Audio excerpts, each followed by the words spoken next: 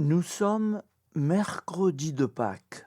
L'Église fête Saint Louis Scrosopi, prêtre et fondateur en 1884, et Saint Richard, évêque en 1253. Évangile de Jésus-Christ selon Saint Luc 24,13-35.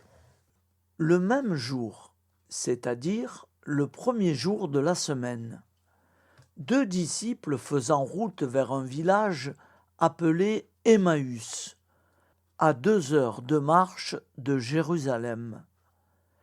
Et ils parlaient entre eux de tout ce qui s'était passé. Or, tandis qu'ils s'entretenaient et s'interrogeaient, Jésus lui-même s'approcha et il marchait avec eux, mais leurs yeux étaient empêchés de le reconnaître.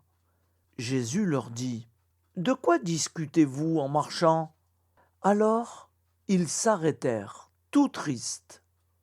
L'un d'eux, nommé Cléophas, lui répondit : « Tu es bien le seul étranger résidant à Jérusalem qui ignore les événements de ces jours-ci. » Il leur dit : « Quels événements ? » Ils lui répondirent : « Ce qui est arrivé à Jésus de Nazareth, cet homme qui était un prophète puissant par ses actes et ses paroles devant Dieu et devant tout le peuple, comme les grands prêtres et nos chefs l'ont livré.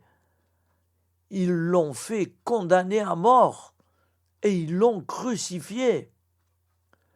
Nous espérions que c'était lui qui allait délivrer Israël. Mais avec tout cela, voici déjà le 3e jour qui passe depuis que c'est arrivé. À vrai dire, des femmes de notre groupe nous ont remplis de stupeur. Quand, dès l'aurore, elles sont allées au tombeau, elles n'ont pas vu son corps. Elles sont venues nous dire qu'elles avaient même eu une vision des anges qui disaient qu'il est vivant. Quelques-uns de nos compagnons sont allés au tombeau et ils ont trouvé les choses comme les femmes l'avaient dit. Mais lui, ils ne l'ont pas vu. Il leur dit alors : « Esprit sans intelligence, comme votre cœur est lent à croire tout ce que les prophètes ont dit, ne fallait-il pas que le Christ souffre cela pour entrer dans sa gloire ? » Partant de Moïse et de tous les prophètes, il leur interpréta dans toute l'Écriture ce qui le concernait.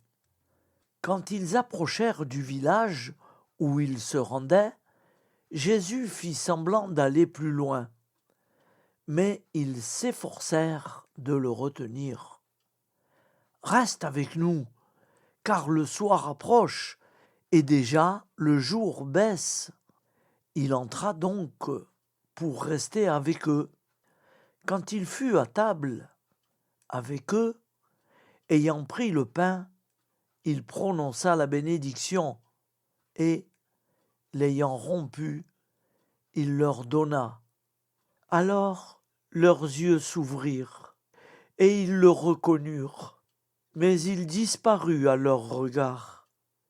Ils se dirent l'un à l'autre : « Notre cœur n'était-il pas brûlant en nous, tandis qu'il nous parlait sur la route et nous ouvrait les Écritures ?»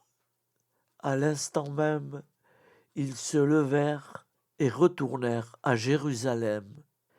Ils y trouvèrent réunis les 11 apôtres et leurs compagnons qui leur dirent : « Le Seigneur est réellement ressuscité.